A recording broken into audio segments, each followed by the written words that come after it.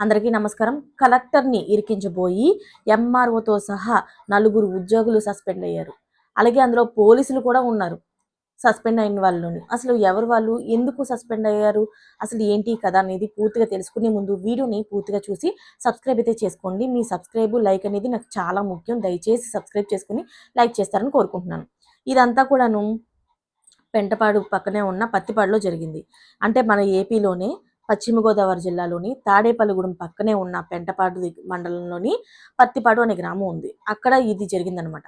ఒక గుడిని అయితే నిర్మించారు వాళ్ళు గ్రామస్తులు. గ్రామస్తులనే కాదు కొంతమంది కలిసి నిర్మించారు దాన్ని. అది ప్రభుత్వం భూమే అని చెప్పేసి ఒక అతను కోర్టులో అయితే పిటిషన్ వేశాడు. కోర్టులో పిటిషన్ వేస్తే కోర్టు ఏమో దానికి అది ఎవరో తెలుసుకోండి ఏంటని చెప్పేసి స్టే అయితే విధించింది. కానీ అవేమి పట్టించుకోకుండా ఆ భూమి ప్రభుత్వ భూమి అంటున్నారు కదా, అదేంటో చూడండి అని చెప్పి కోర్టు ఆదేశాలు పంపింది. కానీ అవి ఏమీ పట్టించుకోకుండా వాళ్ళ కార్యక్రమాలు వాళ్ళు చేసేసారు. శుభ్రంగా గుడిని అయితే పూర్తి చేసేసి విగ్రహ ప్రతిష్ఠ కూడా చేసేసారనమాట. సో మళ్ళీ ఇతను ఏం చేశాడంటే మళ్ళీ ఇంకొకసారి మళ్ళీ పిటిషన్ వేశాడు. పిటిషన్ వేసేటప్పటికి ఆ పిటిషన్‌లోని అతను ఈసారి మామూలుగా వేయకుండా దీనికి ఎంఆర్ఓ మీరు స్టే విధించింది అది కూడాను ఇదేంటో తెలుసుకోమన్నాక కూడా వాళ్ళు ఏమి విచారణ జరపకుండాను గుడిని అయితే పూర్తి చేసి విగ్రహ ప్రతిష్ఠ చేశారు. దీనికి మద్దతుగా కలెక్టర్ గారు కూడా ఉన్నారు అని చెప్పి ఆయన ఆ పిటిషన్‌లో ఆయన పేరు కూడా రాశారు.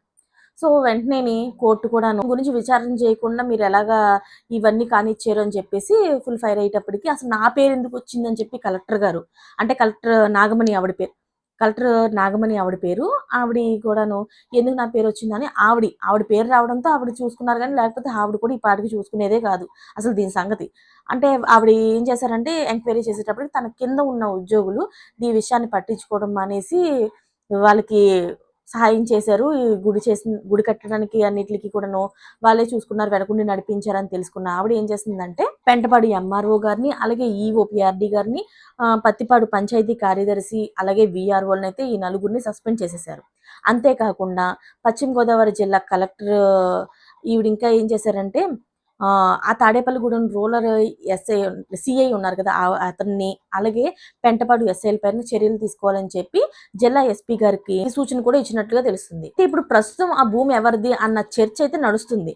జిల్లా పరిషత్ రెవెన్యూ పంచాయతీ శాఖ ఈ భూమి తమది కాదని చెప్పగా నీటిపారుదల శాఖ నుండి ఇంకా జవాబు రావాల్సి ఉంది.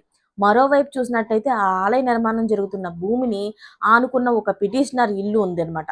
అంటే ఎవరైతే పిటిషన్ వేశారో అందులో ఒక అతనిది ఇల్లు కూడా ఉంది. ఆలయం నీడ తమ ఇంటి పైన పడుతుందంటూ ఆయన ఆరోపిస్తున్నారు. ఆలయ కమిటీ ఆ భూమిని తమకు అమ్మేయమని, ఇప్పుడు ధర అయితే అడ్డుగా వచ్చిందని చెప్పేసి అంటున్నారు. అంటే అడిగిన ధరకి అమ్మేయాలని చెప్పేసి అంటున్నారు.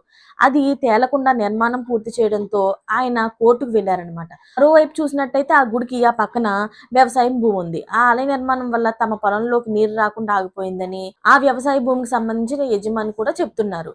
వీటన్నిటిపైన జనవరి 5న కోర్టు అయితే తీర్పు ఇవ్వాల్సి ఉంది.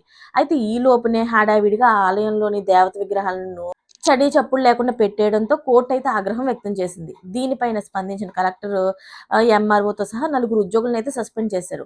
ప్రస్తుతం పత్తిపాడు గ్రామంలోని ఆలయ పరిసరాల్లోని 164 సెక్షన్ విధించి ఎవరు అక్కడికి రాకుండా పోలీసులు అయితే పహారా కాస్తున్నారు. నిజానికి ఈ పిటిషన్ అయితే ఎవరైతే వేశారో వాళ్ళకి కరెంటు, అదే ఆయన షాప్ ఒకటి ఉందట, ఆయనకి కరెంట్ రాకుండా చేయడం అనేక రకాలుగా ఒత్తిళ్లు కూడా చేశారు అని చెప్పి ఆయన వాపోతున్నారు.